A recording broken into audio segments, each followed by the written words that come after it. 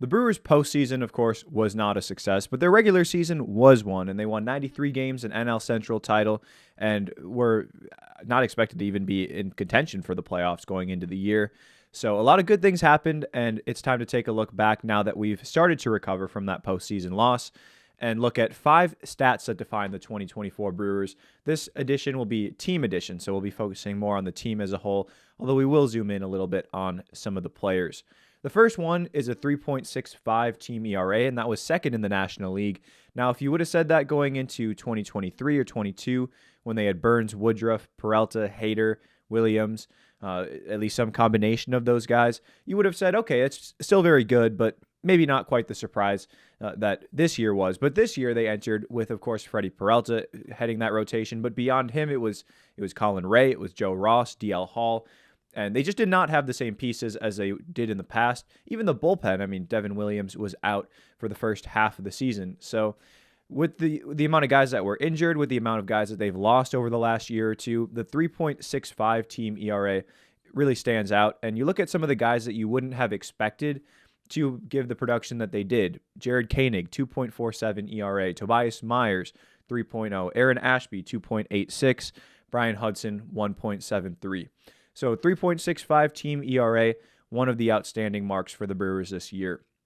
Hand in hand with that was the Brewers' defense, plus 62 defensive runs saved. Now, the pitching staff and the ERA would not be anywhere close to as good as it was if not for the defense. We often overlook that, but the Brewers' defense was phenomenal. Plus 62 defensive runs saved. That ranked second in the National League.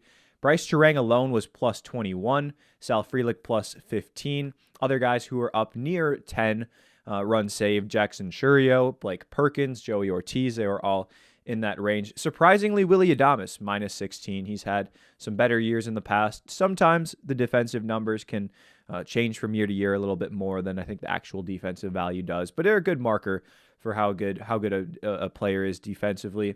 So the Brewers had excellent defenders. That ERA would have been 4.03 if you had 62 more earned runs to their ERA. 0 defensive runs saved is average. So if they had an average defense based on these metrics, the Brewers would have had an ERA about 0.4 higher, and instead of being second in the National League, they would have been 7th in the National League. So instead of one of the best pitching staffs or pitching and defense combinations, they would have had an average one if not for that defense. So the defense coming up big. Sticking with the pitching theme, stat number 3, 17 starting pitchers used. This is one that you've probably heard already, and they had already used 17 by about August, and then they rolled with the same ones for the rest of the year. They finally found that consistent group of 5, maybe 6. But late in the year, they had Freddie Peralta, Aaron Savali, Frankie Montas, Colin Ray, DL Hall, Tobias Myers, of course. So they had those 6, really were the only guys late in the year who were making starts. But there were 11 more guys who made starts earlier in the year, and you may have forgotten them. So I'm going to read off a quick list of who all started for the Brewers beyond those big, those 6 guys that made it to the end of the year. Joe Ross, Bryce Wilson, Jared Koenig, Robert Gasser, Dallas Keuchel, Carlos Rodriguez, Rob Zastryzny, Aaron Ashby, Wade Miley, Hobie Milner, and Jacob Junis. All those guys made starts for the Brewers this year, and yet they still had a 3.65 team ERA. Again, second in the National League. Were aided by that defense, but still, 17 starters, and they got to where they did. A remarkable testament to the depth of this team and their resilience. So those are 3 pitching stats. Here are 2 hitting stats that go hand in hand, or on the offensive side of things.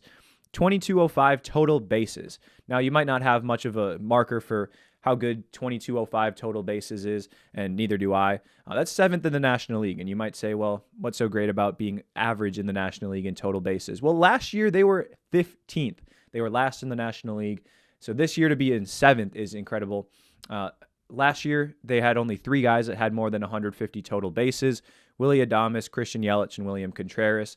This year, not only did Adames and Contreras do it, but they also had Jackson Churio, Bryce Turang, Rhys Hoskins, Joey Ortiz, and Sal Frelick eclipse that mark.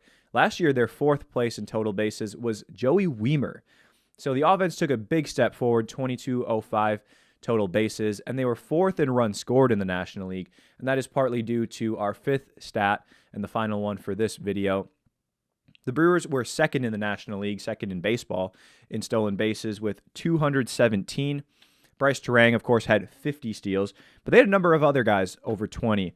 Blake Perkins, Jackson Churio, Christian Yelich, Willy Adames, all above 20.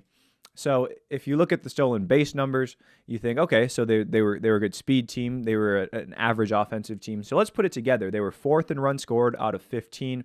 You add the stolen base total to the total bases, and they go from 7th to 5th. Total bases don't include stolen bases. They only include hits. They don't actually include walks either. So the Brewers scored more runs than they should have based on their offense because of their base running. The Brewers prevented more runs than they should have based on their pitching because of their defense.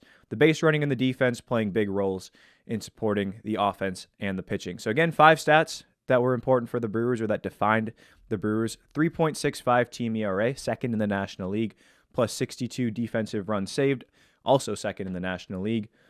17 starting pitchers used. I did not verify where that ranks, although I'm almost positive that it was most in the National League. And then 2205 total bases. That was 7th in the NL. And then 217 stolen bases, which was 2nd in the National League. So a good year for the Brewers, good regular season. We'll focus on that rather than the postseason. So those are 5 stats that define the 2024 Brewers.